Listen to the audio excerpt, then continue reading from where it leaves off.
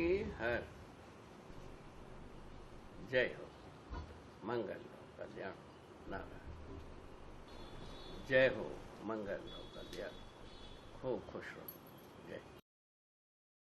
इतिहास से लेकर आज तक दो तरह की विचारधाराएं मानव जाति के इतिहास में रही हैं। एक तो ईश्वरवादी विचारधारा, ईश्वर को केंद्र में मानकर सारी बातों को व्याख्यायित करने की और दुनिया को एक समाधान देने की कोशिश। और दूसरी विचारधारा जो इसकी प्रतिक्रिया के फलस्वरूप पैदा हुई वो है जिसको हम भौतिकवादी विचारधारा कहते हैं कि मनुष्य है, उसकी कुछ आवश्यकताएं हैं, अगर उनकी पूर्ति हो जाए तो आदमी सुखी हो जाएगा और अधिक मात्रा में उसको संग्रह करके ज़्यादा सुखी हो जाएगा। इसके तहत भौतिकवाद की अपनी बहुत लंबी चौड़ी विसंगतियाँ रही। संग्रह, शोषण, संघर्ष, युद्ध। ऐसा करते हुए हम लोग एटॉमिक युद्ध के दरवाजे पर आ गए, जहां सारी दुनिया के सामने एक फुफकारता हुआ सवाल आकर खड़ा हो गया कि मनुष्य ऐसी स्थिति में जीवित बचेगा कि नहीं बचेगा। तो एक बार जब संपूर्ण मानव जाति को और अपनी धरती को इस तरह हम संकट में पाते हैं, इन दोनों विचारधाराओं के द्वारा मनुष्य को जिस समाधान की प्राप्ति, एक संपूर्णता का अनुभव जो होना चाहिए था, आज तक हुआ नहीं। श्री नागराज जी बाबा हमारे बीच में मौजूद हैं। उन्होंने बिल्कुल एक दूसरा ही विकल्प दिया। वो न तो भौतिकवाद है, न अध्यात्मवाद है, और न तो दोनों का मिश्रण है, जिसको उन्होंने मध्यस्थ दर्शन, सह अस्तित्ववाद, ऐसा उन्होंने नाम दिया है। आज उनके जो जीवन में अनुभव किए हुए बिंदु हैं, जिसको बाबा जी ने मध्यस्थ दर्शन के रूप में मानव जाति के सामने रखा, उन कुछ बिंदुओं के ऊपर आज हम लोग बाबा से बातचीत करेंगे। बाबा जी, इन दोनों विचारधाराओं की बहुत गहरी जानकारी और उसका एक गहरा पड़ने वाला असर आपकी ज़िंदगी में रहा। जब आप हम लोगों की तरह नौजवान थे, आपने महसूस किया, तो क्या ऐसी परिस्थितियां थीं और क्या वे बातें थीं जिनकी वजह से आपको एक विकल्प को खोजना पड़ा और आपने अपना घर बार, अपना परिवार, कारोबार सब कुछ छोड़कर आप अमरकंटक के बीहड़ों में आ गए और आप इस अनुसंधान में प्रवृत्त हुए। उस पृष्ठभूमि को हम लोग जानने की जिज्ञासा रखते हैं। आपने ऐसे कुछ बात कहा है, अत्यंत सम्मानजनक, एक जिज्ञासा जैसा होना चाहिए ऐसे ही मुझको समझ में आया। ये स्वागती है। इसका एक अच्छे ढंग से लोक हृदय पर पहुंचने योग्य उत्तर भी होना चाहिए। ऐसे ही मैं सोचता हूँ। तो यदि पूरा लोगों को समझ में आता है ये क्यों ऐसा प्रयत्न किए, कैसे पा गए, दोनों बात का उत्तर यदि लोगों में छूता है, ये पूरा बात को समझने में मदद होगी। ऐसे ही मैं विश्वास करूँगा। आपका प्रश्न का यह सम्मान है। मूल में यह बहुत बड़ी भारी हमारा पसीना बहाने वाली बात तो नहीं थी। मेरे अनुसार एक सहज विधि से ये बात घटित हो गई। एक तो मैं अपने ही संस्कार से कहिए, जीवन सहज विधि कहिए, बड़े बुजुर्गों का आशीर्वाद कहिए, परंपरा का आशय कहिए, मैं किसी वेद मूर्ति परिवार में मैं शरीर यात्रा शुरू किया। वेद मूर्ति परिवार का मतलब यही है, करीब 30 वर्ष 40 वर्ष तक वेदाध्ययन अभ्यास करते हैं और उसके बाद वो वेद मूर्ति कहलाते हैं। उनकी कीर्ति सभी पूरा देश में फैलती है। सब लोगों को विदित होता है वेद मूर्ति है। वे जब कभी ही पूछते हैं उसी पहचान से उनको सम्मान करते हैं, उससे वे सब संतुष्ट रहते हैं। इसको हम देखता रहे। एक तो वेद मूर्ति का मतलब बता दिया। ऐसे परिवार में हम जब शुरुआत किए हैं शरीर यात्रा, और गोद से, पलने से, पेट से ही शुरू किया होगा, ये तो स्वाभाविक बात है। ये सब होते होते ये किसी आयु 4-5 वर्ष आता है, उस अवधि में हमको बड़े बुजुर्ग लोग, बहुत सारे लोग प्रणाम करते रहे। मेरे पहला उत्तर यही, वह प्रश्न यही हुई कि भाई इनको हम क्या दे दिया हूँ, ये हमको क्यों प्रणाम करते हैं। ये प्रश्न इतने ही प्रश्न है कुल मिलाकर के। अभी यहाँ तक आने का भी मूल में हम मानता हूँ, मेरे मन में ऐसे ही आता है, इतने ही प्रश्न है। इसका उत्तर पाने का ही हमने पूरा प्रयत्न किया।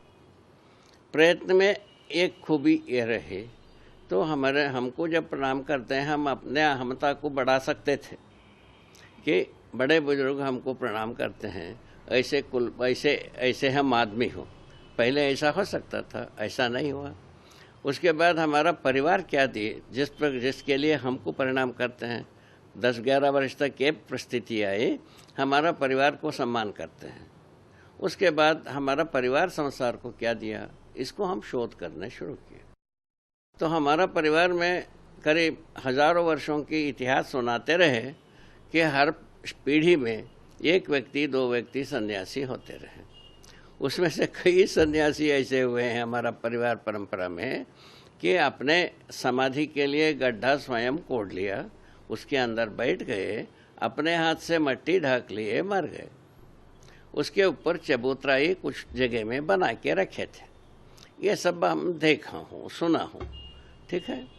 वो सुनने के बाद ये आने लगा, हमारा परिवार संसार को क्या दिया, उसको सोचने के लिए शुरुआत किया मैंने कि मुझको क्या दे गए। उसका अंत में हमारे बुजुर्गों ने यही अंत में कहते रहे, ये शास्त्र ही प्रमाण है, शास्त्र के आधार पर ही तुमको सोचना पड़ेगा, ये कहते रहे।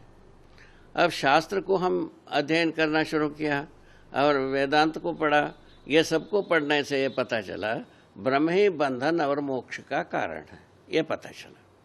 पहले ये बताते हैं कि ब्रह्म जो व्यापक है, और उसके बाद उसका परछाई माया पर पड़ी। माया पर पड़ने पर जीव पैदा हुए। जीव कारुण्यवश ब्रह्म जो है ना, आत्मा के रूप में सभी के हृदय में बैठ गए, ऐसा कहा। वादा विवाद में जनक के समय में एक वादा विवाद किए हैं, उस समय में उसका कोई हल नहीं निकला। उस अभियान को नाम दिया है शेषम कोपेण पूरेत। अंत में इस प्रकोप से, नाराजगी से अंत हुई, ये उस अभियान का नाम दिया। ये सब तो पीछे गुजरी हुई बातों को हम सुने हैं। उसके बाद हम स्वयं सोचने लगे, तो ब्रह्म ही बंधन और मोक्ष का कारण कैसा हो सकता है। एक आदमी सामान्य अच्छा व्यक्ति को सोचते हैं, गला काटने वाला गला जोड़ता नहीं, गला जोड़ने वाला गला काटता नहीं, ये कैसा माना जाए। इतने बड़ी अच्छे चीज़ ये दोनों धंधा कर देता है। ऐसा हमारे बड़े बुजुर्गों से जब हम वादा विवाद करने लगे, ये कहने लगे ये ब्रह्म लीला है, तुमको इसमें प्रश्न करने का अधिकार नहीं है। मैंने कहा कि हर दारू पिया हुआ आदमी लीला करता है, हर गांजा पिया हुआ आदमी लीला करता है, हर पागल आदमी लीला करता है। यहाँ तक लीला करता है, अपना घर को भी तोड़ देता है। क्या ये सबको सच माना जाए? ये पूछा तो तुम जो है ना अतिवादी है, छोटे मुंह में बड़े बात करते हैं। क्या किया जाए फिर? ये बताया हमको हमारे बुजुर्गों ने, भाई तुम इस पर तुमको सोचना पड़ेगा कि तुम अनुभव करना पड़ेगा। अनुभव कैसा होता है? उस विधि में यही कहा, समाधि संयम में अनुभव होगा, ठीक है। और किताबों में लिखा ही था, जो समाधि संयम में जो ज्ञान होता है उसको बताया नहीं जा सकता, ठीक है ना, वो अव्यक्त ही रहेगी। ये दोनों बात पहले से हमको लिख के दे दिया, मैंने लेख रूप में लिख करके दे दिया। ये सबको हम पढ़े थे। उसके आधार पर देखते हैं क्या यदि हो सकता है उसमें गुड़ खाया हुआ गूंगा कहा था, उसमें हमारे शास्त्रों में लिखा है। तो गुड़ खाया हुआ गूंगा है, बात करने वाला यदि गुड़ खाएगा तो बात करेगा ही। मैं ऐसा अपना तर्क भिड़ा करके देखते हैं। अभी तक गूंगा लोग देखे हैं, हम बात करने वाला देखेंगे क्या होता है, परिणाम क्या होता है। उसके आधार पर हम जांच करने के लिए एक एकांत स्थली को सोचा। भारत में ये अमरकंटक ठीक लगा और इसमें आकर के हम अपना प्रयत्न किए।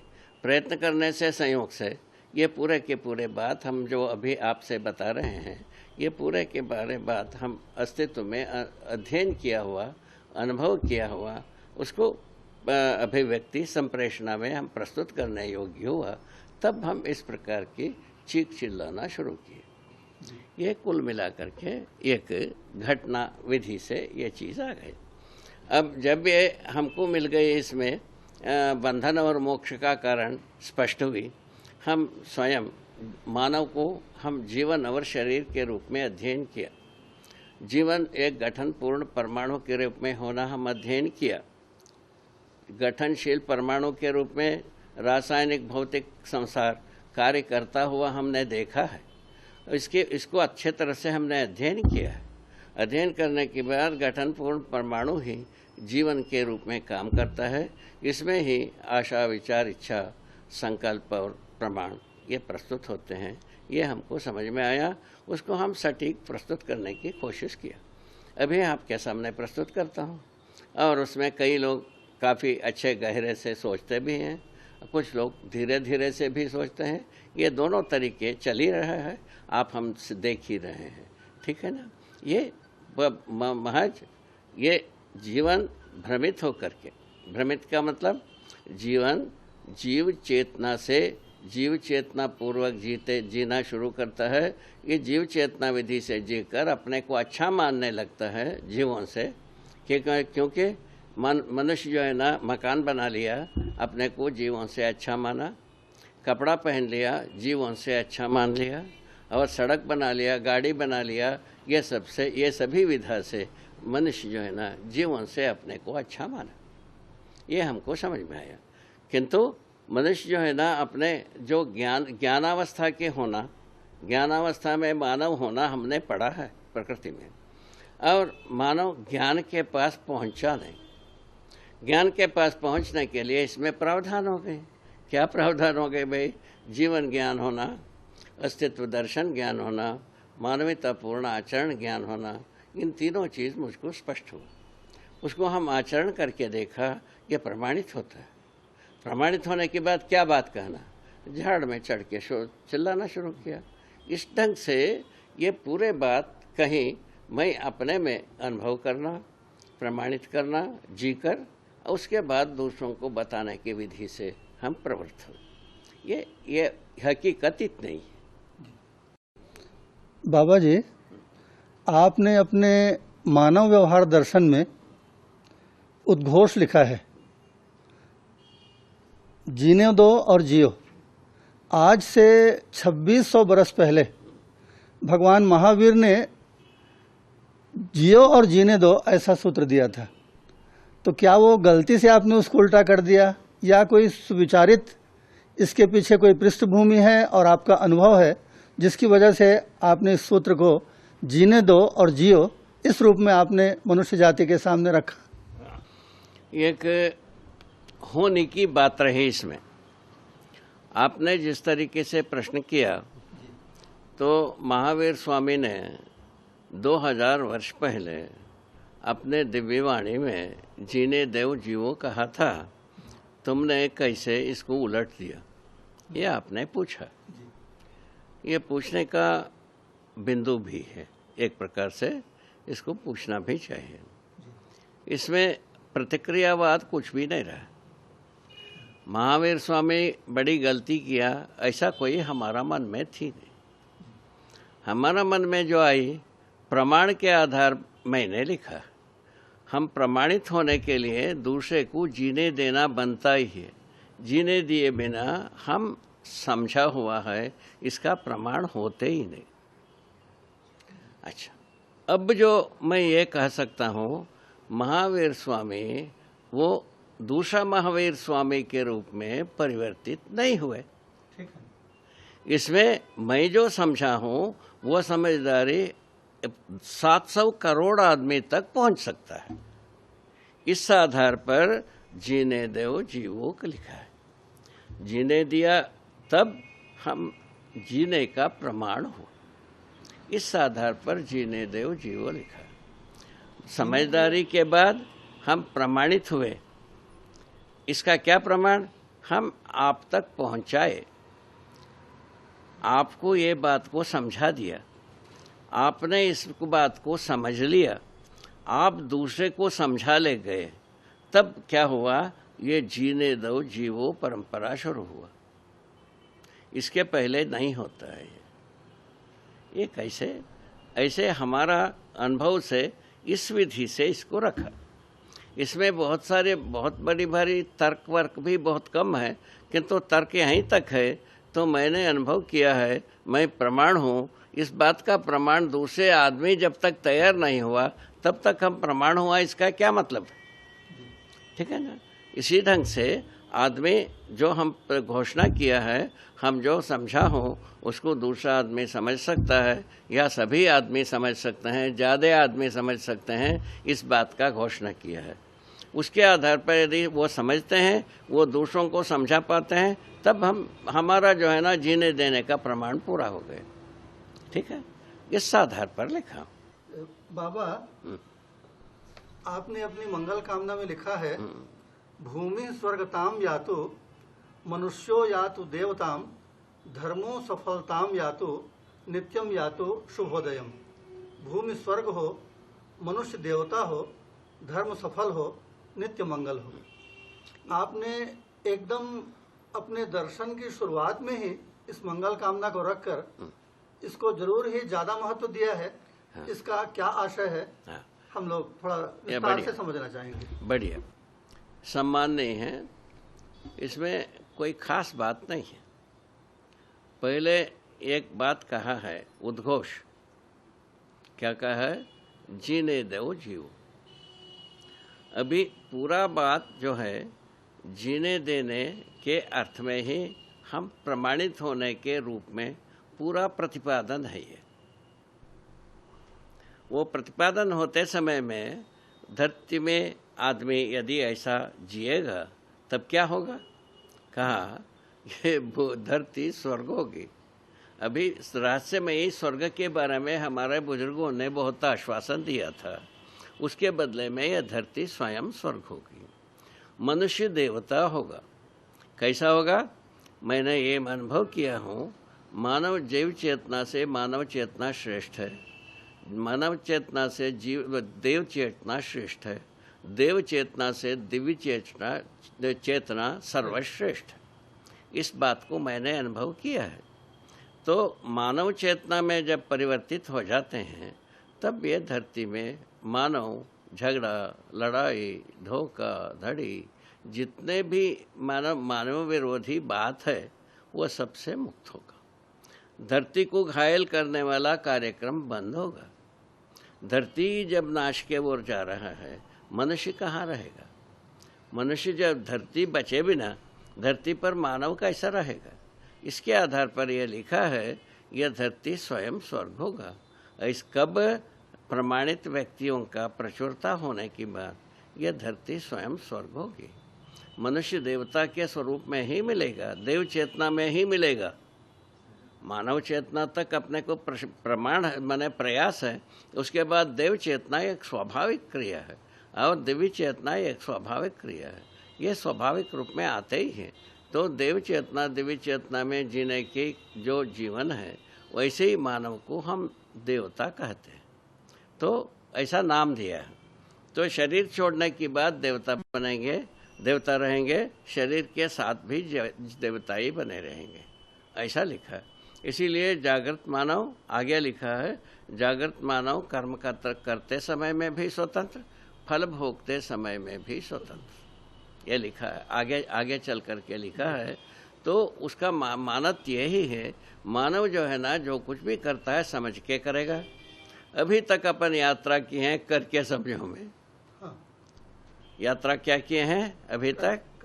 करके समझो में हम यात्रा किए हैं, इसीलिए हम झांझर हो गए।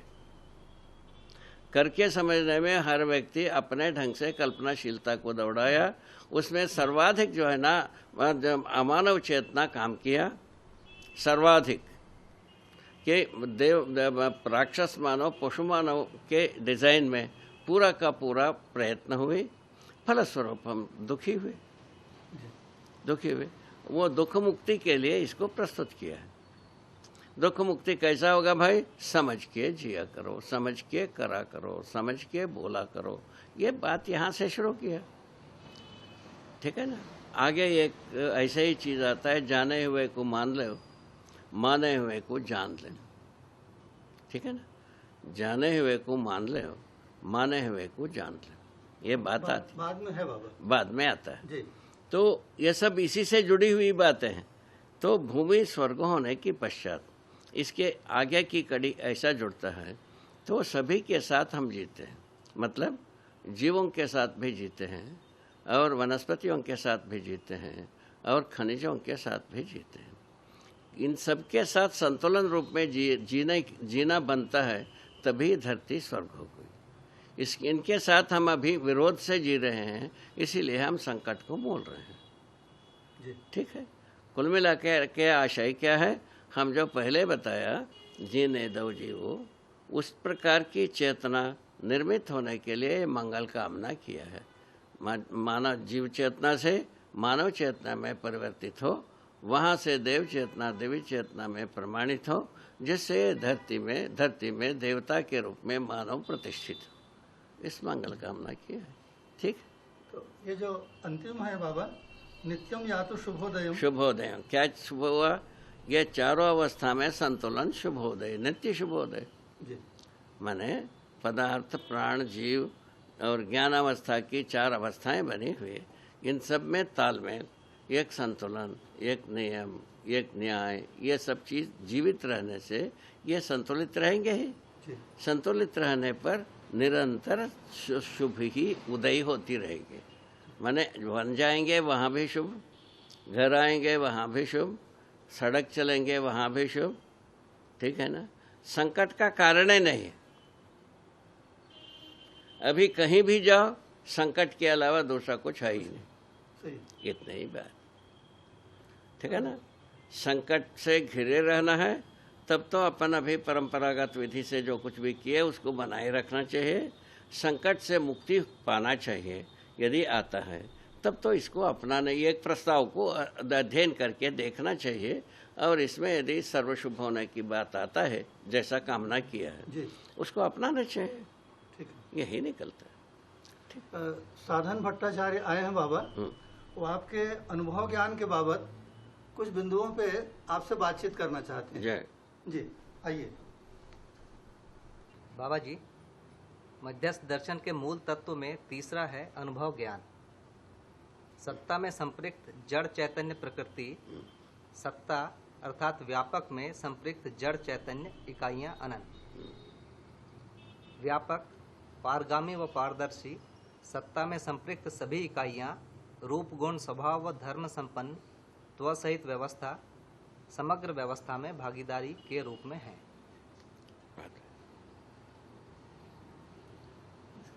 इतना ही जी बाबा, इसका क्या आशय है? ये इस बात को लिखा है, अनुभव पूरा क्या किया मैंने, इस बात को वहाँ सत्यापित किया है। अनुभव मैंने क्या किया, उसको एक सत्यापित किया है। ये संसार के लिए सूचना है।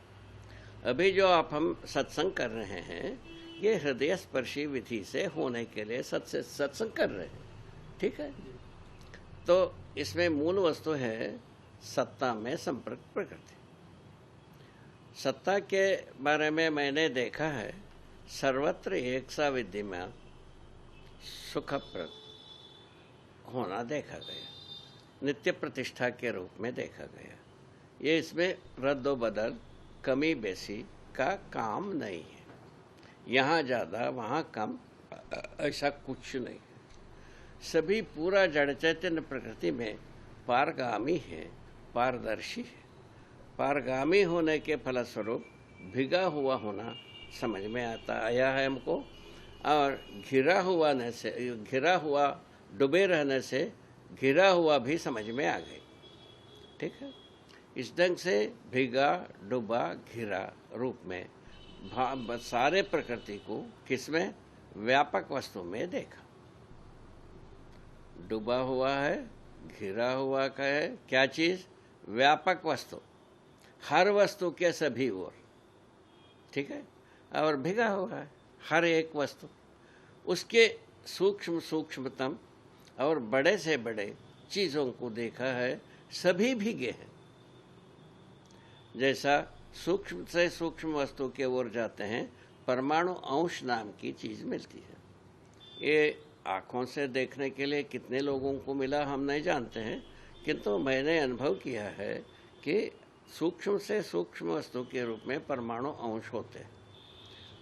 उनका प्रवृत्ति परमाणु में काम करते हुए व्यवस्था के रूप में काम करने की बना रहता है, ये भी मैंने देखा है। ऐसे परमाणु अंश भी भिगा रहता है, डूबा रहता है, घिरा रहता है। वो ये जो उसमें लिखा है, जो व्यवस्था का प्रकटन परमाणु के बाद ही है।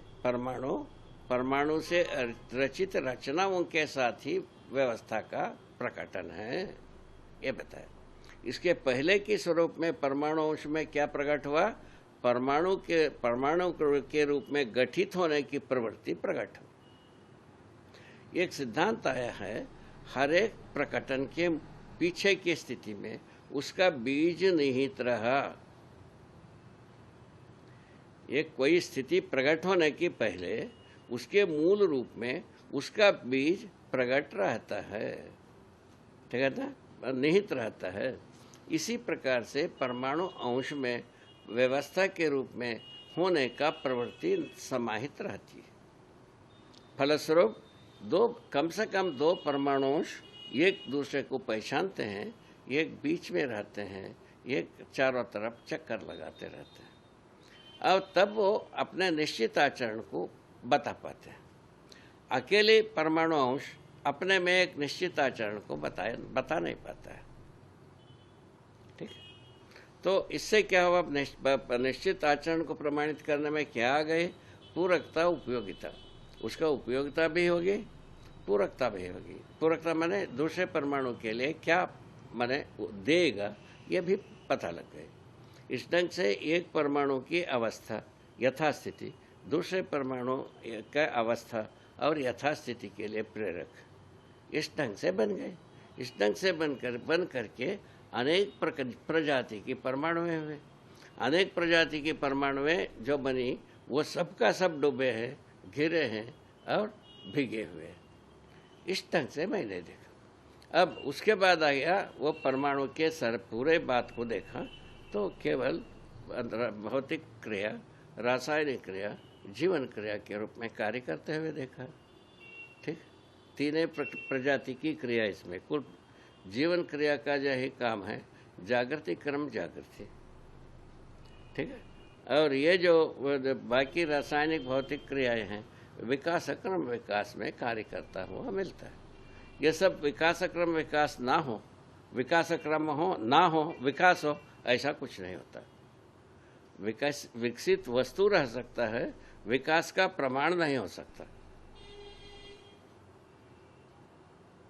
ये सब ना हो।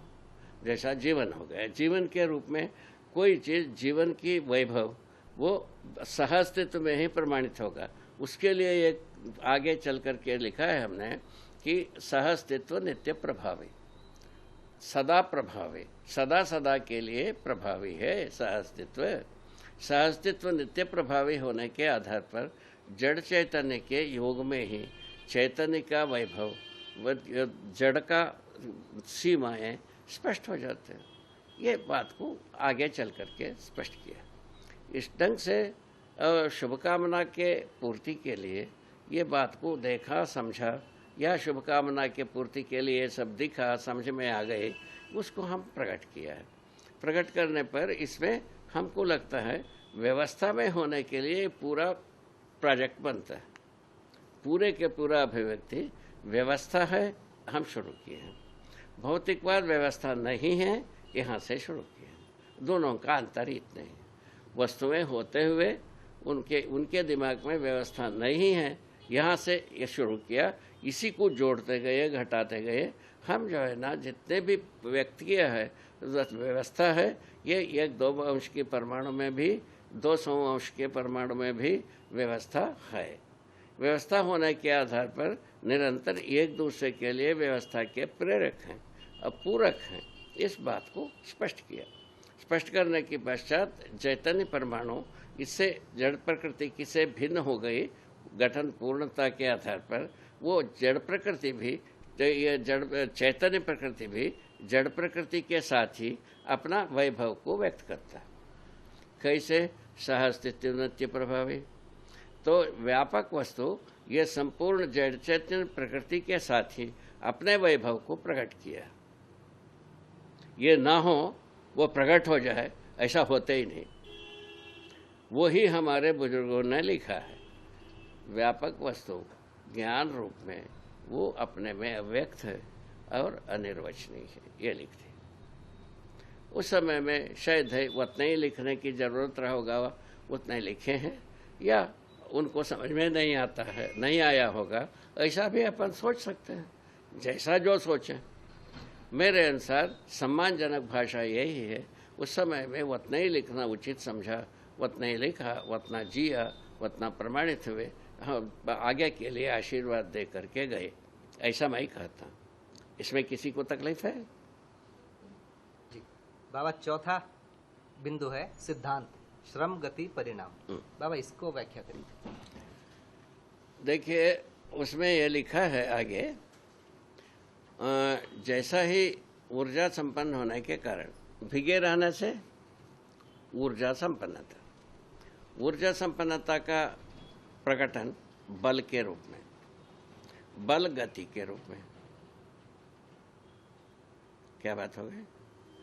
ऊर्जा संपन्नता स्वयं कैसे? एक बल के रूप में, बल गति के रूप में, गति परिणाम के रूप में, परिणाम श्रम के रूप में। क्या बात है? और परिणाम और श्रम गति के रूप में प्रकट होता गया अपने आप में। इसमें किसी इंजीनियर का काम नहीं है, ये कोई बुद्धिजीवी का काम नहीं है, कोई नेता का काम नहीं है। बाबा, तो इस सिद्धांत से सारी इकाइयां काम करती हैं? हर इकाइयां स्वयं स्फूर्त काम कर रहे हैं। श्रम गति सिद्धांत स्वयं स्फूर्त, श्रम गति परिणाम किस आधार पर? हर वस्तु सत्ता में भिगा डुबा घिरा रहने से, भिगा रहने से ऊर्जा संपन्नता, घिरा रहने से क्रियाशीलता। क्या बात? डूबे रहने से क्रियाशीलता, घिरे रहने से नियंत्रण। तीन चीज आपको अध्ययन बोध होता है।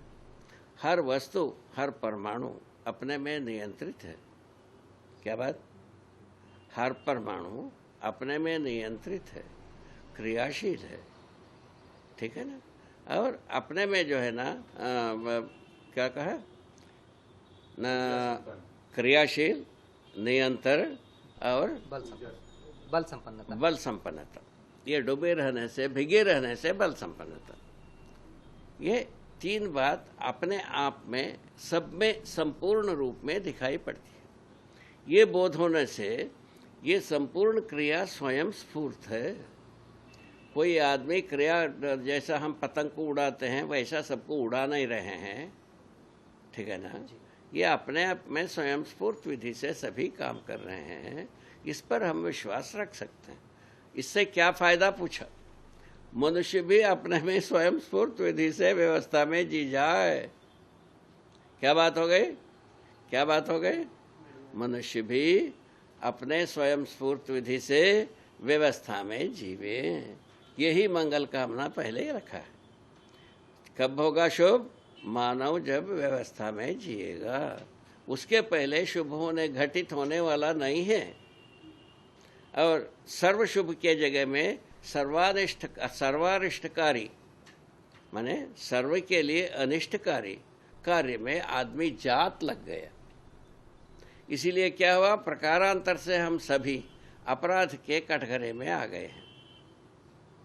प्रकारांतर से इसको अच्छी ढंग से यदि परीक्षण किया जाए, कोई आदमी धरती में बचेगा नहीं, सभी फंसेगा, फंसा ही है। अब उसको छूटने के लिए एक प्रस्ताव रूप में एक छोटा सा काम शुरू किया, ठीक है? इसमें आप सब जो है ना स्वतंत्र हैं और बहुत अच्छे ढंग से समझने योग्य हैं। सच्चाई को समझने की तीव्र इच्छा आप लोगों में बनी हुई है, जिसको मैं देखता हूँ, तो वो सफल हो ऐसा मैं कामना करते हुए इस पूरे बात को आपको समझाते तक एक निश्चित तरीका अपनाया हूँ, उस तरीके से हम समझा देता हूँ। ठीक है बाबा, 5वां बिंदु है उपदेश। जाने हुए को मान लो, माने हुए को जान लो। अब देखिए, अब अनुभव के बाद ये पता चला कि भाई हम अभी तक क्या सोचते आए हैं, हम करके सीखो। परंपरा में क्या करते आए, करके सीखो। और ईश्वरवाद भी वही बोला और ये भी बोला, ठीक है ना। दोनों यही बोले।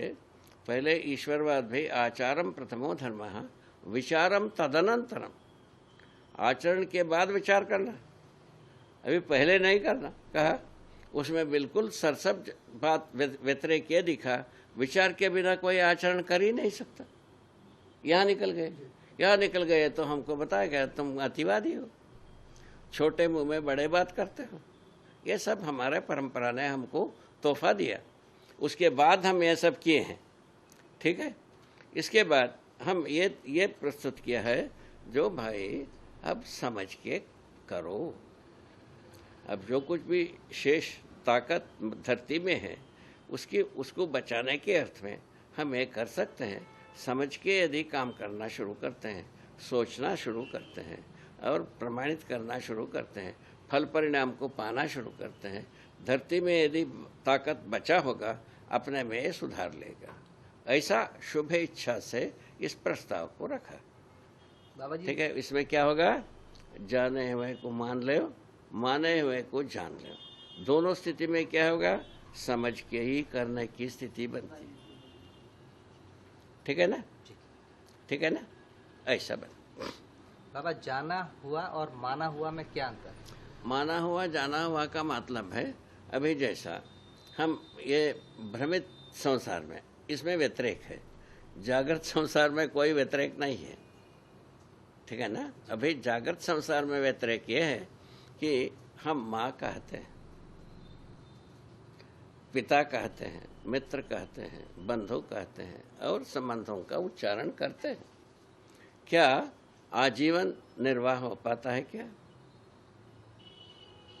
पूछा जाए, कितने लोगों में ये निर्वाह हो पाता है? उसको सोच लो। ये जीव संसार की काम। जीव संसार में हम लोगों ने देखा है, गाय बच्चे डालते हैं, उसको यदि कोई आदमी छू दिया, उसको मारे बिना वो छोड़ेगा नहीं। ठीक है। 2 दिन के बाद वो मार करने वाला बात कम हो जाता है, 4 दिन के बाद मारना भूल जाता है। ठीक है। अपने बच्चे के संरक्षण में सब कुछ करने के लिए तैयार रहता है जब वो बच्चे को दिया रहता है। ठीक है। तो इस प्रकार से पशु संसार में भी ममता का कहीं ना कहीं लगाव एक थोड़ा दिन से देर के लिए दिखता है। वो ममता मानव में शरीर यात्रा पर्यंत रहना है। पर्यंत रहने के लिए क्या हुआ, जाना हुआ को मान भी लिया, माना हुआ को जान भी लिया। इसको माना हुआ को, जैसा पुत्र को कौन नहीं जानता है, पुत्र किस प्रयोजन के लिए है उसको हम पहचाना नहीं है। मानव परंपरा अभी तक क्या परंपरा सोचा, ईश्वरवादी परंपरा ये सोचा हमारा संतान ख्याति प्राप्त करेगा। क्या ख्याति?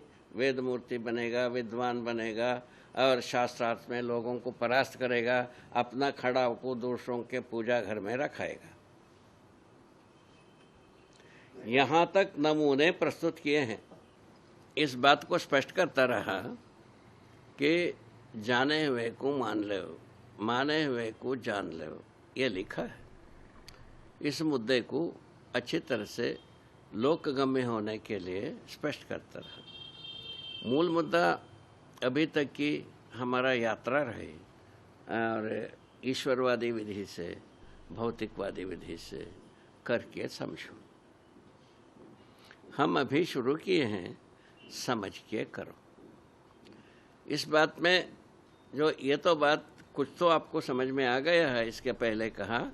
इसके साथ इसको जोड़ सकते हैं कि जितने भी हम प्रयोगों में व्यर्थता को प्रयोग करते हैं, प्रयोजन के अर्थ में प्रयोग करना बन जाता है इससे। कैसे? तो हम पहले जान लेते हैं भौतिक वस्तु का क्या प्रयोजन है, भौतिक कार्यकलाप का क्या प्रयोजन है, भौतिक परिणाम का क्या प्रयोजन है। उसके बाद रासायनिक वस्तुओं का क्या प्रयोजन, रासायनिक परिणामों का क्या प्रयोजन, रासायनिक स्थिति गति का क्या प्रयोजन। इन तीनों चीज़ को हम अध्ययन कर लेते हैं। उसके बाद जीवों का क्या प्रयोजन, भुनगी का क्या प्रयोजन, सभी का प्रयोजनों को हम पता लगा लेते हैं। इसका नाम है जानना। उसी प्रकार मानव का प्रयोजन को पहचानते हैं। उसके बाद इन सब का प्रयोजनों को हम जानकर मानकर प्रयोग करना बनता है। इसके पहले बनने वाला नहीं। मानव अपने प्रयोजनों को पहचानना होगा, जीव संसार का प्रयोजनों को पहचानना होगा, वनस्पति संसार का प्रयोजनों को पहचानना होगा और खनिज संसार का प्रयोजनों को पहचानना होगा, जानना होगा अच्छी तरह से। जानने के बाद मानना होगा। जानने का मतलब भी है जो ये जानने मानने की बाद ही पहचानने निर्वाह करने की बात आती है। ठीक है ना? ये इसके साथ जुड़ती है। अभी इसको स्पष्ट करेंगे और थोड़ा सा। भाई पदार्थ संसार का क्या प्रयोजन पूछा। एक अभी इसके पहले एक सूत्र आपको सुनाए थे। भाई हर आगे प्रकटन के लिए बीज पीछे स्थिति में बना रहता है। परमाणु अंश में परमाणु बनने का बीज बना है, परमाणु में अणु बनने की बीज बना हुआ है, अणु में रचना की बीज बनी हुई है, रचना बड़े से बड़े रचना धरती है। धरती में रसायन संसार का बीज बनी हुई है और धरती में रसायन संसार में जो जीव संसार का बीज बनी हुई है और जीव संसार में मानव संसार उदय होने का बीज बना रहा है। ये बात को अपने को अच्छी तरह से एक प्रकार से सोचना पड़ेगा। क्यों इसको ये प्राकृतिक गवाही? क्योंकि भौतिक संसार समृद्ध होने की बाद ही रासायन संसार प्रकट हुई। रासायन संसार प्रकट होने के बाद ही जीव संसार प्रकट हुई। जीव संसार प्रकट होने के बाद ही मानव संसार प्रकट हुआ है।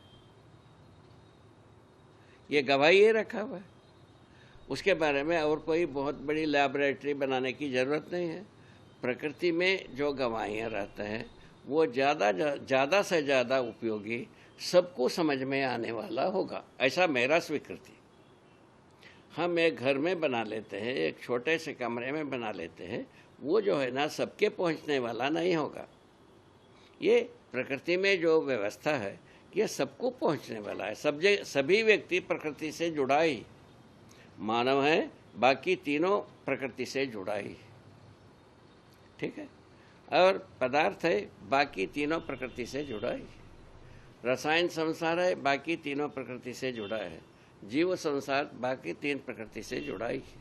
ये जुड़े बिना ये कोई चीज़, अकेले में कोई चीज़ नहीं है। ये बात समझ में आता है। इसका कारण बताया था कि सह अस्तित्व नित्य प्रभावी है। तो व्यापक वस्तु जैसा वस्तु, निर्मल वस्तु, कोई भी उसकी जरूरत नहीं, जरूरत का खाका उसमें नहीं है, ज़्यादा कम का खाका उसमें नहीं है, परिणाम का खाका उसमें नहीं है, परिवर्तन का खाका उसमें नहीं है। और ऐसे पावन वस्तु सह अस्तित्व के बिना प्रमाणित नहीं हो पाया। इससे बड़ी चीज़ क्या बताए, इससे बड़ी चीज़ बताया नहीं जा सकता, ठीक है। अभी वही चीज़ मनुष्य जो है ना, ज्ञान संपन्न होने के पश्चात ये चारों अवस्था के साथ है प्रमाणित होगा। चारों अवस्था में किसी को हम लात मार देंगे, किसी को लूट मार देंगे, किसी को सेंध मार देंगे, हम अपने में प्रमाणित होंगे, ऐसा सोचे, वो क्या होगा सोच लो। ठीक है, ये अभी तक हम चले हैं इसी प्रकार की निष्ठुरता, धृष्टता, माने क्रूरता को लेके चले, फलस्वरूप कष्ट में घिर गए। गिरना ही था, गिर चुके। तो अभी यदि सद्बुद्धि का प्रयोग करेंगे, संभव है बचा कुचा जो शक्तियां हैं धरती की, वो अपने में संभालने में योग्य हो जाए। इस आधार पर ये हम प्रस्तावे रखें। ठीक है ना? आगे बाबा, आगे मैं प्रवीण भाई को आमंत्रित करूंगा, वे अपनी जिज्ञासाओं को लेकर आएंगे।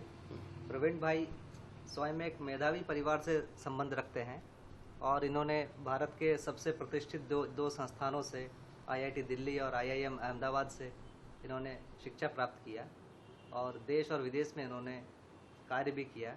और इसके बाद इनकी इच्छा हुई कि अध्ययन विधि से सत्य को समझा जाए, और इस सिलसिले में लगभग 10 वर्षों से बाबा जी के संपर्क में हैं और इस दर्शन के संपर्क में हैं। तो मैं उनको आमंत्रित करता हूँ, आगे अपनी जिज्ञासाओं को लेकर आएंगे। अगला बिंदु इसमें प्रमाण का है। 3 प्रकार के प्रमाणों की बात की है, अनुभव, व्यवहार और प्रयोग। और आगे लिखा है बाबा, अनुभव ही प्रमाण, प्रमाण ही समझ, समझ ही प्रत्यक्ष, प्रत्यक्ष ही कार्य व्यवहार, कार्य व्यवहार भी प्रमाण, प्रमाण ही जागृत परंपरा, जागृत परंपरा ही सह अस्तित्व। ठीक है, ये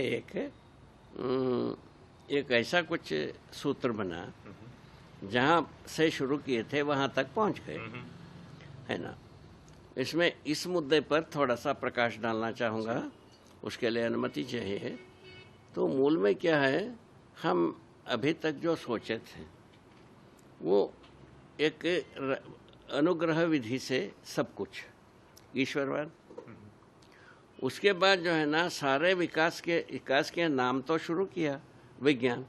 विज्ञान एक सीधा गति है, ऐसा शुरू किया। उसके बाद उसमें जोड़ हुई थोड़ा सा कि सीधा भी है, तिर्यक भी है, माने थोड़ा सा टेढ़ा भी है और सीधा भी है, ऐसा सीढ़ी बनाया। तो कब तक पूछा, कभी अंत विहीन, कभी समाप्त नहीं होगा विकास, उनके अनुसार। किसके? विज्ञान के अनुसार यहाँ पहुँचे हम। ईश्वरवाद के अनुसार अनुग्रह से सृष्टि स्थिति लय होती है, ये उन लोगों ने बताया अपने ढंग से।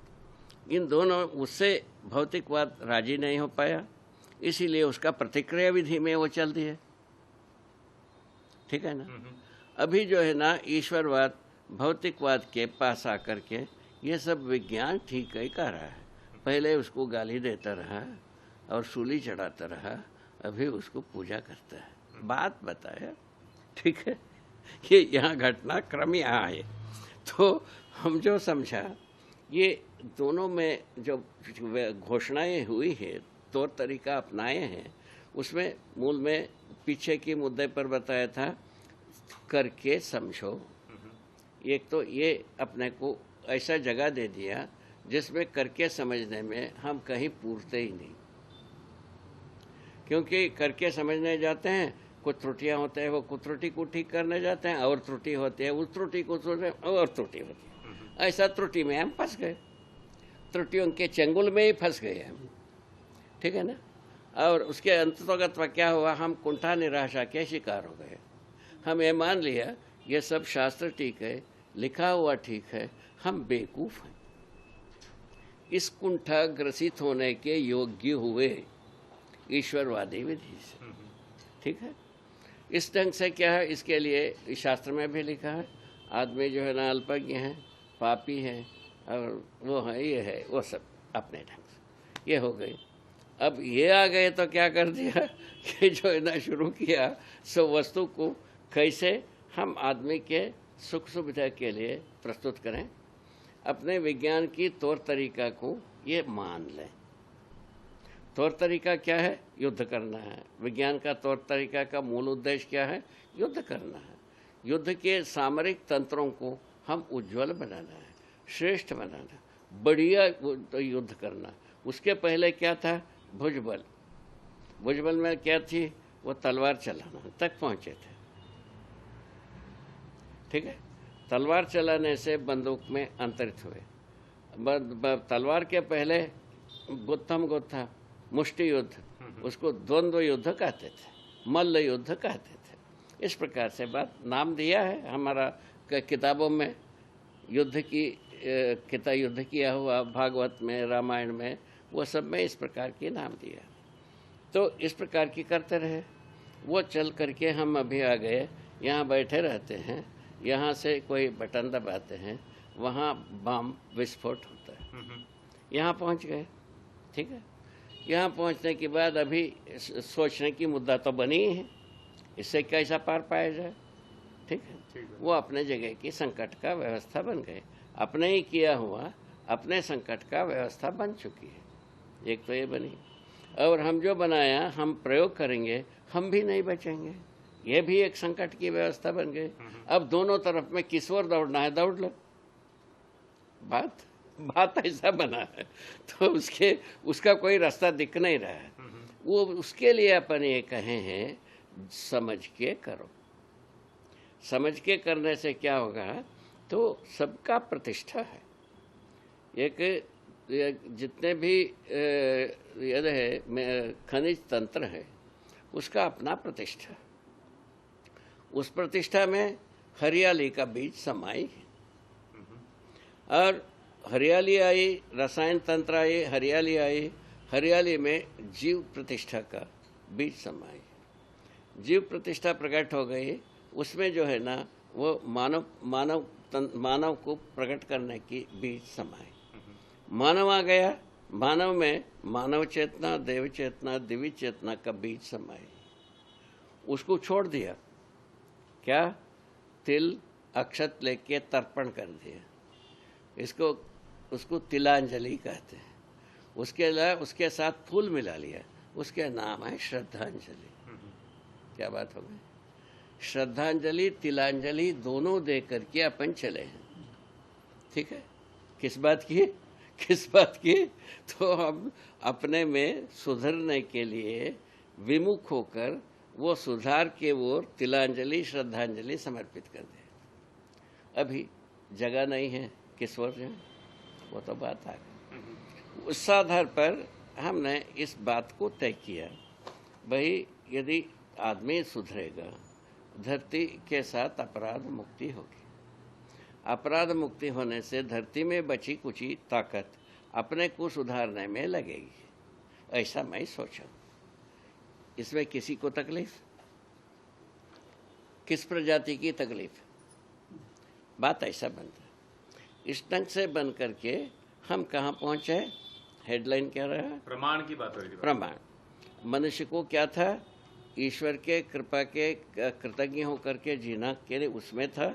इसमें विवेश होने की जीने की बात आई, अब प्रमाण पूर्वक जीने के लिए अपन शुरू करते हैं। इसकी आवश्यकता है कि नहीं? बिल्कुल। प्रमाण क्या होगी पूछा, अनुभव प्रमाण, व्यवहार प्रमाण और प्रयोग प्रमाण। प्रयोग प्रमाण को इस जगह में बताया है, तो हमारे अवश्य की वस्तुओं को निर्माण करने में सदा प्रयोग होगी। व्यवहार प्रमाण मनुष्य के साथ होगी, ठीक है ना, और अनुभव प्रमाण व्यवस्था के रूप में होगी। ठीक है, तीन के लिए तीन जगह बताया, और उसके बाद व्यवस्था कैसा होगा उसमें भी अपन पहुँचे हैं, ठीक है, और व्यवहार कैसा होगा उसमें भी पहुँचे हैं, ठीक है। ये तीनों जगह के बारे में प्रमाणित कैसे होंगे उसका सूत्र व्याख्या भी प्रस्तुत किया। इस ढंग से इन तीन प्रमाण को अपन प्रस्तुत किया। इसके पहले प्रमाण कैसा प्रस्तुत किया, अभी विज्ञानियों ने प्रयोग को प्रमाण मानते हैं। प्रयोग में क्या चीज़ है पता है, यंत्र। कोई यंत्र जो बोलता है वो प्रयोग है, वो यंत्र जो बोलता है वो सत्य है, ऐसा मानते हैं। उसी आधार पर अपने तबीयत को भी बताने के लिए यंत्र को लॉन्च किया। ठीक बात है, ये सब हमारा बाकी गति के लिए तो है ही है। तो इस प्रकार से हम आ रहे हैं, यंत्र के प्रमाण के तले हम अपने को सुखी होने के लिए बहुत सारा प्रयत्न बना रहे हैं, है ना, इसमें दो राय है। उसमें कुछ आसार भी दिखता है, किसी में आसार भी नहीं दिखती है, दोनों चीज़ हो रही है। होते होते कहीं पहुंचेंगे, ठीक है, अपने अपने गति है वो। तो इस बीच में अपन प्रस्ताव रखा तो मनुष्य अनुभव प्रमाण पूर्वक जीना व्यवस्था में बनता है, व्यवहार प्रमाण पूर्वक जीना अखंड समाज के रूप में मानव के साथ जीना बनता है, और प्रयोग पूर्वक जीना, प्रयोग प्रमाण के साथ जीना हमारा आवश्यकता के रूप में 6 प्रकार की वस्तुएं होते हैं। क्या चीज़? आहार, आवास, अलंकार, दूरश्रवण, दूरगमन, दूरदर्शन। इन वस्तुओं को उत्पादन करने के रूप में हम अपने को प्रयोग करते हैं। इस ढंग से 3 प्रकार से यदि हम अपने प्रमाण को प्रस्तुत करने का परंपरा बनाते हैं, मनुष्य समाधान पूर्वक, समृद्धि पूर्वक जीना बनता है, व्यवस्था में जीना बनता है। ये प्रस्ताव के लिए ये 3 प्रमाण रखा। और इसके पहले हमारे बुजुर्गों ने प्रमाण के बारे में प्रस्तुत किया। पहले शब्द प्रमाण बताया। शब्द प्रमाण के आधार पर बहुत बड़ी भारी लिटरेचर है लिखा, उसका नाम है कठोपनिषद। उपनिषद पूरा का पूरा इसी के लिए वेस्ट हुई है, ये शब्द ही प्रमाण है। उसमें ये प्रतिपादित किया है प्रणव शब्द को शब्द माना, ठीक है। उसके बाद जो है ना वेद को शब्द माना, ऐसा माना है। इसमें ब्रह्मसूत्र में लिखा ईक्षतेर ना शब्दम लिखा है, उसमें शंकराचार्य जी ने व्याख्या किया है, ये तीनों वेद के शब्दों से इसको वर्णन किया नहीं जा सकता, ऐसा लिखती है। इस ढंग से वेद को भी शब्द माना है, और उसके पहले ओंकार को, प्रणव को शब्द माना, उसके आधार पर यह कहा शब्द ही प्रमाण। और उसके बाद उसके संरक्षण में व्याकरण आई, व्याकरण के अनुसार शब्द को ही पद माना, वो जो प्रमाण माना ये पद माना, प्रमाण पद ये ही है, ये मना दिया। वो समय चला, वो सब आकर के क्या क्या उथल पुथल हुआ आपके सामने इतिहास है। और उसके बाद जो है ना आप्तवाक्यम प्रामाण्य, शब्द प्रमाण के बाद उसके बाद जो है ना प्रत्यक्ष अनुमान आगम प्रमाणा नहीं, प्रत्यक्ष रूप में जो होता है वो प्रमाण इत्यादि। उसके बाद चौथा बताया है शास्त्र प्रमाण, करीब करीब सभी शब्द है, ऐसा बात माना जाए, ठीक है। इस ढंग से बात हुई। उसके बदले में ये 3 प्रमाण को अपन अभी प्रतिपादित कर रहे हैं। प्रमाण चेंज हुए, प्रमाण का विधि चेंज हुई, और प्रमाण का जो स्वीकृतियाँ, जो अनुभव मूलक विधि से प्रमाण होना चाहिए, या प्रत्यक्ष अनुमान आगम विधि से होना है, या जो है ना शब्द प्रमाण के आधार पर होना है, उसको अपने को सोचने की मुद्दा है। वो सोचने पर यदि किसी को ये लगता है ये हमको अनुभव प्रमाण मूलक विधि से ही हमारा प्रमाण पूरा पड़ता है, उस अगर में वो निष्ठावान होगा ही, ऐसा मेरा सोच, ठीक है। आगे इसमें 2 वाक्य थे बाबा, प्रमाण ही समझ, समझ ही प्रत्यक्ष। हाँ, अब क्या हुआ, प्रमाण के लिए चाहे क्या बोला था अभी, समझ के करो। समझ क्या चीज़ है? ज्ञान। ज्ञान क्या चीज़ है? अस्तित्व दर्शन ज्ञान, जीवन ज्ञान, मानवतापूर्ण आचरण ज्ञान। ये स्पष्ट हो चुकी है। इसको अध्ययन किया जा सकता है, ये आपको भी विश्वास हुआ है, मुझको भी विश्वास हुआ है। आप भी अध्ययन कराते हो, मैं भी अध्ययन कराता हूँ, ठीक है ना। ये ज्ञान ही है जो अध्ययन कराया जा सकता है, बाकी को क्या अध्ययन कराना, ठीक, बनते भी नहीं है, ठीक है।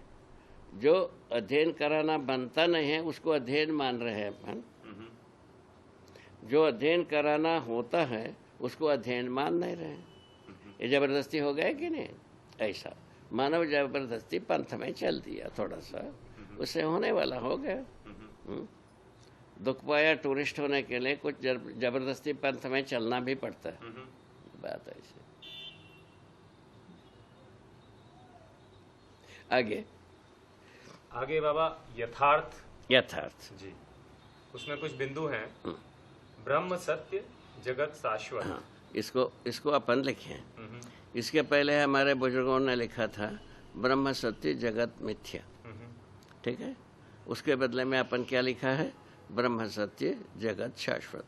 ब्रह्म में सभी प्रकृति काम कर रहे हैं, इसीलिए प्रकृति में नित्य है, जगत नित्य है, ऐसा लिखा है। ठीक है, आगे। ब्रह्म व्यापक, जीवन पुंज अनेक। अनेक, जो ब्रह्म जो है ना व्यापक वस्तु में, व्यापक रूप में स्थित है, क्योंकि पारदर्शी, पारगामी और क्या कहते हैं, ये लिखा है व्यापक। तीन क्वालिफिकेशन लिखा है। ये तीनों चीज़ ब्रह्म का स्वरूप में दिखता ही है, अपन समझाते हैं, समझते भी हैं। ठीक है ना। ऐसे जो ब्रह्म वस्तु है उसमें सभी वस्तुएं होने के आधार पर जो जड़ चैतन्य प्रकृति की बात किया है, चैतन्य प्रकृति को जीवन कहा है। जीवन पुंज के रूप में ही जीवन रहता है। ठीक है, उसको क्या बताया, जो अपने या लंबाई, चौड़ाई, ऊंचाई से अधिक अपना कार्य गति पथ में रहता है, ये बात बताया। ये तो बात हो चुकी है। आगे। जीवन पुंज में अविभाज्य आत्मा, जीवन और शरीर के संयुक्त रूप में मानव का वैभव। ठीक है, जीवन पुंज में जो आत्मा जो है ना अविभाज्य रूप में रहता ही है, यद्यपि सभी अवयव अविभाज्य है। बुद्धि भी, चित्त भी, वृत्ति भी, मन भी, चारों अवयव ये आत्मा के साथ अविभाज्य रहते हैं। इन चारों के साथ आत्मा अविभाज्य रहता है, ऐसा लिखा है। आगे। ईश्वर एक, देवता अनेक। अनेक, देवता व ईश्वर के साथ व्यापक ही शब्द लगती है। ये एक नाम दिया तो इसको यदि संख्या देख कर देते हैं तो एक ही होता है। तो ईश्वर जो है ना सर्वत्र एक है, इसीलिए एक लिखा है। तो व्यापक है, ईश्वर व्यापक। ठीक है ना, प्रकृति अनंत। ठीक है। मानव जाति एक, कर्म अनेक। कर्म अनेक, तो मानव जाति अपने स्वरूप में एक बताया। मानव जाति को कैसा पहचाना, शरीर के आधार पर। शरीर में जो काला आदमी, रंग नस्ल के आधार पर जो आदमी को पहचाना गया, वो सभी आदमी में एक ही प्रकार की खून पाया गया। जो इसमें जो खूनों में जो विविधता देखी गई जितना, तो काले आदमी में भी उतना ही विविधता है, गोरे आदमी में भी उतना ही है, भूरे आदमी में भी उतना ही। इसको देखा गया, इसके आधार पर लिखा है मानव जाति एक, कर्म अनेक, अनेक कर्मों को करता है। बस। भूमि एक, राज्य अनेक। अनेक, तो धरती एक ही है, अखंड राष्ट्र है ना। राज्य अनेक है, तो अभी 10 सोपान में अपन पूरा राज्य को बताया। परिवार राज्य, परिवार समूह राज्य, ग्राम राज्य है ना, ग्राम समूह राज्य, ऐसा 10 नाम दिया है। 10 सीढ़ी में पूरा धरती में अखंड समाज व्यवस्था की बात किया। ठीक है। मानव धर्म एक, समाधान अनेक। अनेक, जो मानव धर्म जो है सुख है, सुख के लिए समाधान का सूत्र अनेक है। हर दिशा से, हर कोण से मनुष्य को समाधान मिलता है। मनुष्य को अनंत कोण संपन्न बताया, हर वस्तु को बताया। उसमें इसी प्रकार से अनंत विधि से मनुष्य को समाधान मिलता है। ठीक है, अनेक समाधान मिलता है सुखी होने के लिए। समाधान से सुख होता है।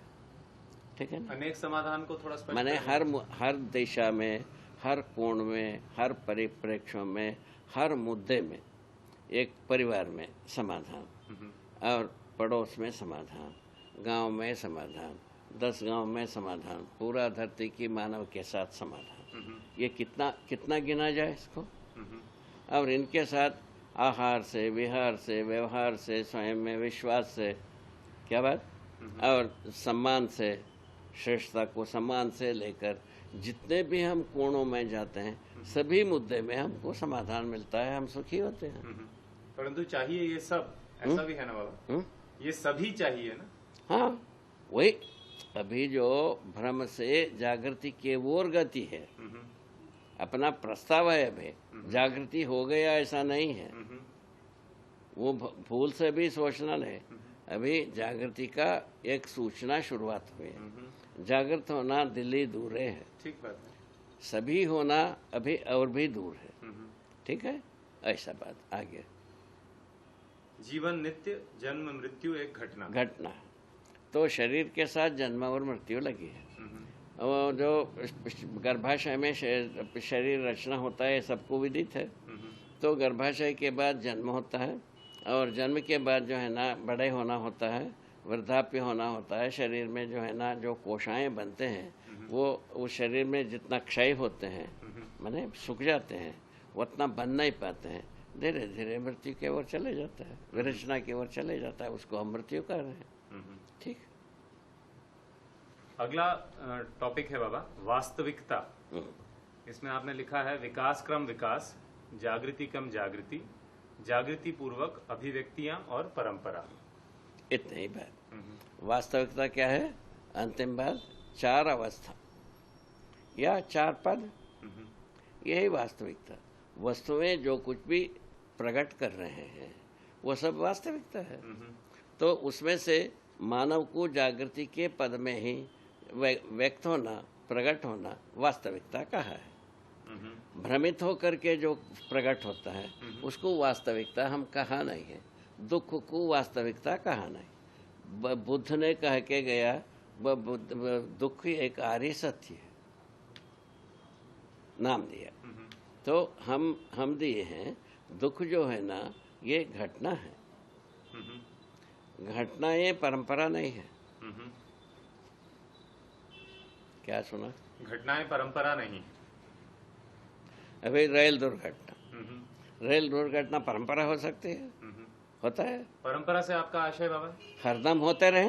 अच्छा, ठीक बात है। हम चाहेंगे तो नहीं कि वैसा हो बार बार, ये कह रहे हैं। बोले अपना बेकूफी से दुर्घटना, मानव जाति के बेकूफी बराबर दुर्घटना, ये लिखा है। जितने भी दुर्घटना है मानव जाति के बेकूफी से ही होता है, नहीं तो दुर्घटना का कोई स्थान नहीं। किस विधि से? समझ के जीने से दुर्घटना का कोई स्थान नहीं है। आप दुर्घटना चाहेंगे कि दुर्घटना नहीं चाहते हैं? नहीं चाहते हैं। नहीं चाहते हैं। बोलिए साहब, इससे ज्यादा प्रमाण क्या होगा? ऐसा बात। आगे तो ये जो आपने कहा बाबा कि भ्रम पूर्वक जो है उसको आप वास्तविकता नहीं कह रहे हैं, उसको एक घटना कह रहे हैं, थोड़ा इसमें भेद और स्पष्ट करें।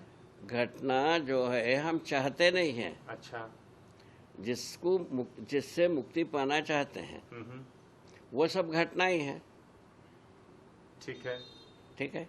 अभी जैसा जन्म मृत्यु एक घटना का है, जन्म मृत्यु को हम थोड़े ही चाहते हैं। जन्म तो चाह रहे हैं, मृत्यु को नहीं चाह रहे हैं। वो कैसे बताया?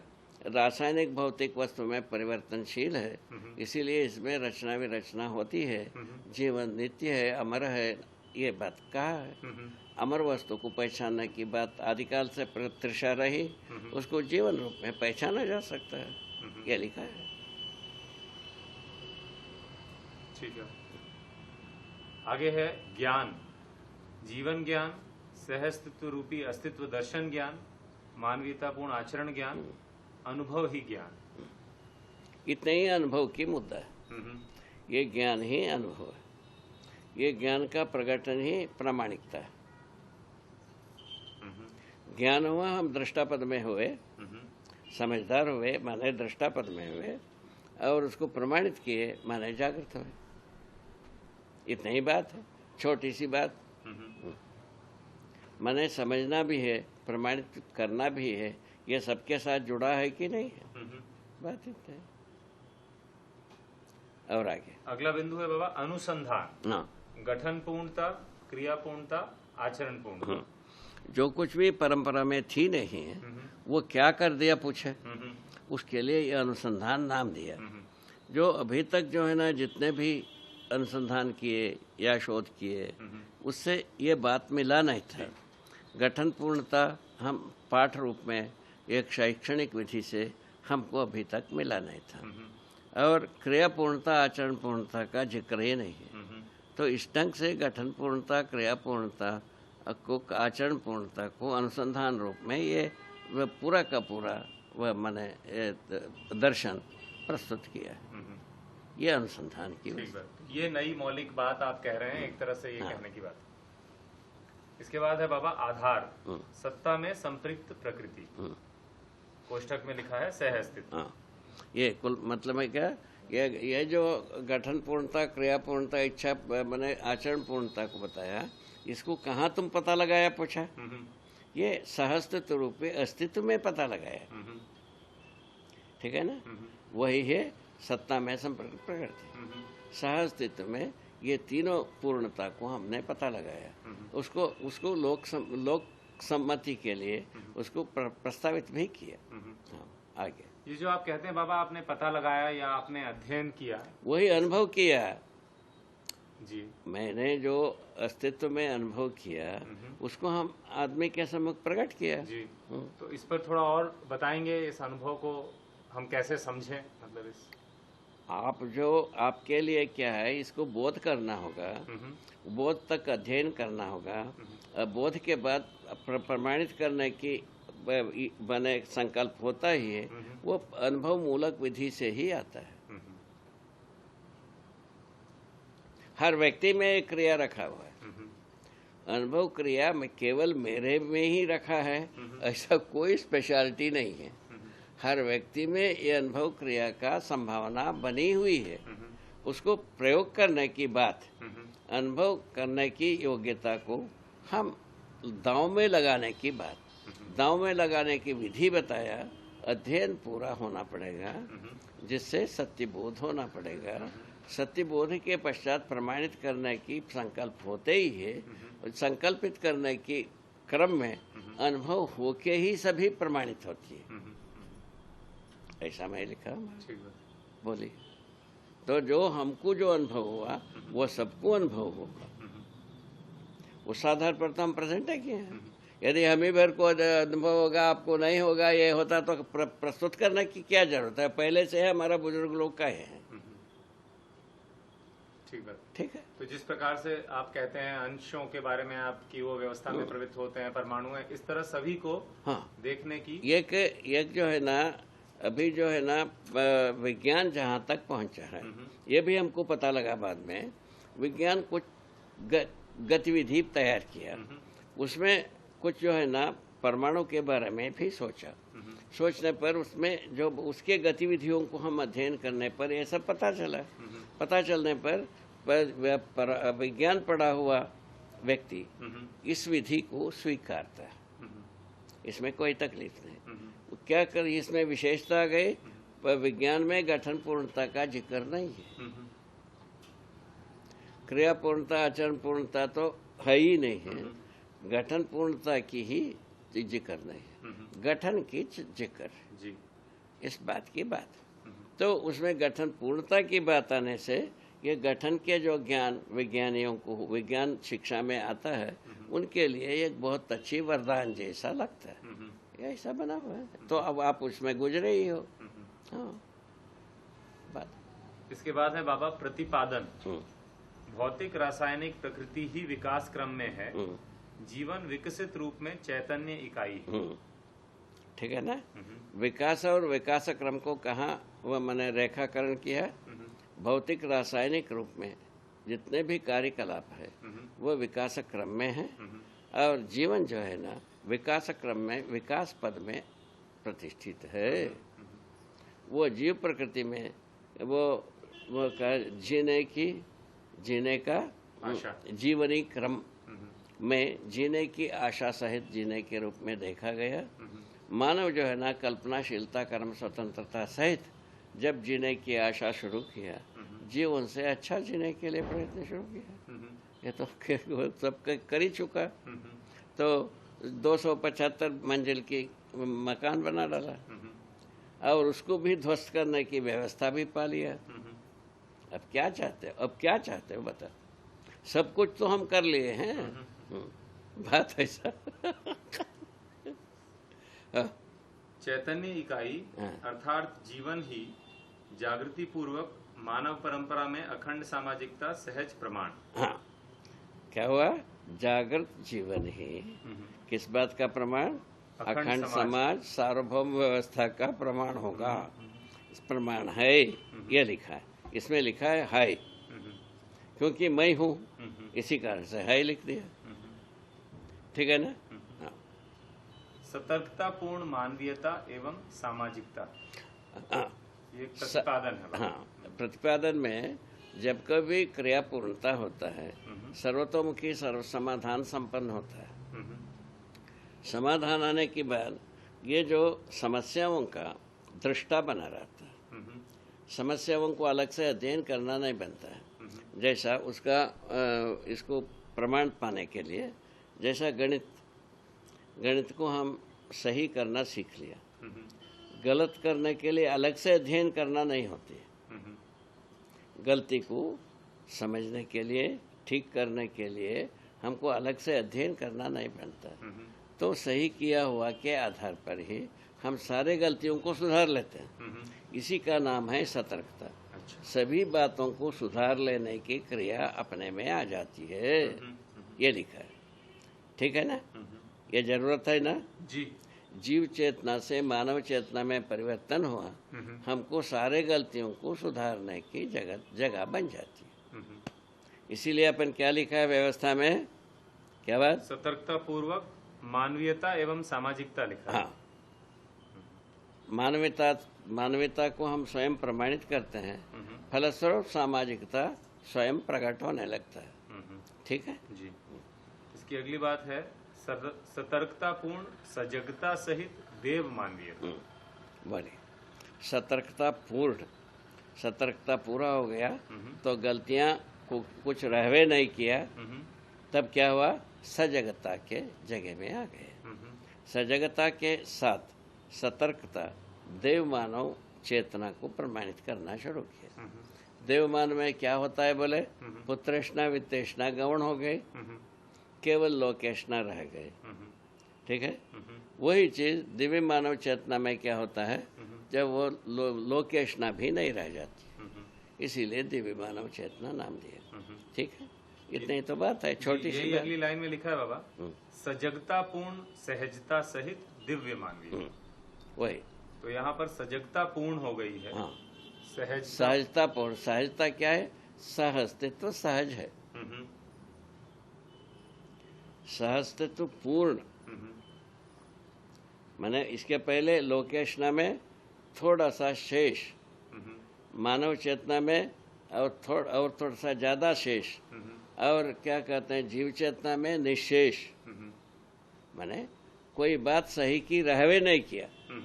ठीक है ना, ऐसा हम रहे, वहां से थोड़ा सा हम अच्छे ढंग से जीने लग गए, और थोड़ा सा हम समस्याओं को देखते रहे, समस्याओं को समाधान करते रहे। मानव चेतना में देव चेतना आ गया, समस्याओं को समाधान करने की जरूरत नहीं, सब समाधान हो गए, और केवल हमारा पहचान सहित हम उपकार करना। उसमें क्या था, तेनो ईष्णा सहित उपकार करना। इसमें क्या हो गया, केवल उपकार सहित करना, और उसके बाद जो है ना लोकेशना मुक्त विधि से उपकार करना। इतने बात, पहचान के बिना ही उपकार करना, ये बात आ गई। इस ढंग से मनुष्य की श्रेष्ठ चेतना का प्रमाण बनता है। ये इशारा किया है। तो मानव चेतना में जो आपने कहा बाबा कि समस्याओं का समाधान करते रहे, हाँ, इसका क्या मतलब हुआ? माने कोई भी हमारे पास जो है ना समाधान हो गई, समस्या को हम समाधानित करने के लिए हमारे पास अधिकार रहता ही है। जैसा अभी किया हुआ गलतियां धरती के साथ, उसमें हम क्या समाधान प्रस्तुत कर सकते हैं, वो निकलने लगता है। ठीक है, तो ये आगे जाके आगे जैसा वनस्पति संसार में ठीक बात, हम क्या मदद कर सकते हैं, उपकार कर सकते हैं, वो आता है। ठीक है, जीव जाति के लिए क्या उपकार कर सकते हैं, मानव जाति के लिए क्या उपकार कर सकते हैं, ये आता है। ठीक है, उस कई के लिए उसमें समृद्धि हो, समस्या से मुक्ति हो, ये सब रहता ही है। ठीक है, ठीक है, उस ढंग से आकर के मानव परंपरा को अत्यंत उपकारी प्रवृत्ति में डाल देता है। उपकारी प्रवृत्ति में डालने से उपकार जो बढ़ता है, आगे बढ़ता है, तो उसके बाद में पुत्रेष्णा उत्तेष्णा को बहुत प्रधान रूप रहता है, इसमें समान रूप रहता है। मानव चेतना में, देव चेतना में केवल लोकेशना प्रधान हो जाता है, ये दोनों छोटा पड़ जाते हैं। उसके बाद हम आगे जो उपकार करने की विधियाँ ज़्यादा बढ़ता है, और केवल उपकार रह जाता है किसमें? दिव्य चेतन।